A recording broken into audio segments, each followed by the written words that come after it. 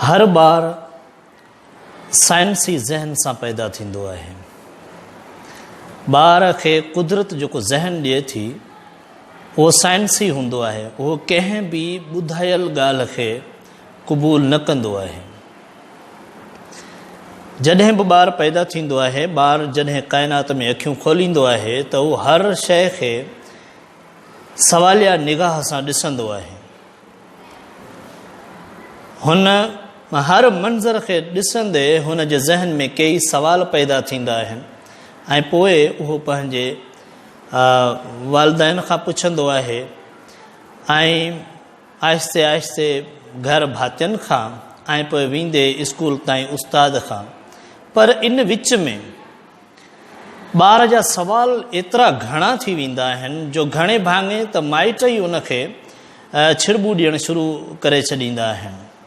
हू हर नज़र ईंदड़ नई शइ जे बारे में सवाल कंदो आहे त हीअ छो आहे, हीअ छा आहे, हीअ कीअं आहे। ऐं पोइ असां थकिजी पवंदा आहियूं उन्हनि सवालनि मां ऐं पोइ ॿार खे असां रोकींदा आहियूं। ऐं ईअं थींदे थींदे ॿार जॾहिं स्कूल ताईं पहुचंदो आहे त ॿार सवाल करणु छॾे ॾींदो आहे घणे भाङे। पोइ शायदि ई को ॿारु हूंदो आहे उहो सवाल कंदो आहे ऐं उन्हनि मां बि उहे ॿार सिर्फ़ु जेको टेक्स्ट हूंदो आहे उन्हनि जा सवाल उन ताईं महदूद थी वेंदा आहिनि। ॿार हिकिड़े आज़ादु ऐं साइंसी ज़हन सां पैदा थींदो आहे, पर पोइ असां उन ते रंग, नस्ल, ज़ात पात समेत ॿिया केतिरा ई टैग्स हूंदा आहिनि जेके उन ते लॻाए छॾींदा आहिनि। ज़रूरत इन ॻाल्हि जी आहे जो आहिस्ते आहिस्ते उन्हनि टैग्स खे हटायो वञे।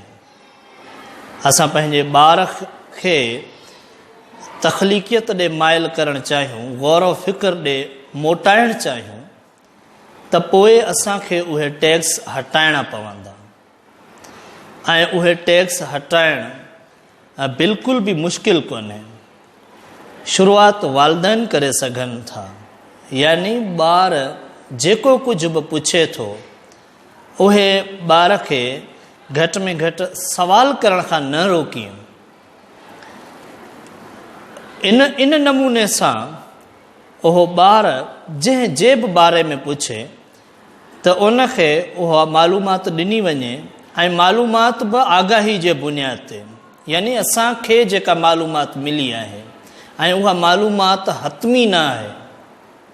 जेकॾहिं असां हतमी मालूमात ॿार जे ज़हन में फीड कंदासीं त पोइ ॿार उन तरफ़ सोच खे अॻिते न वधाईंदो।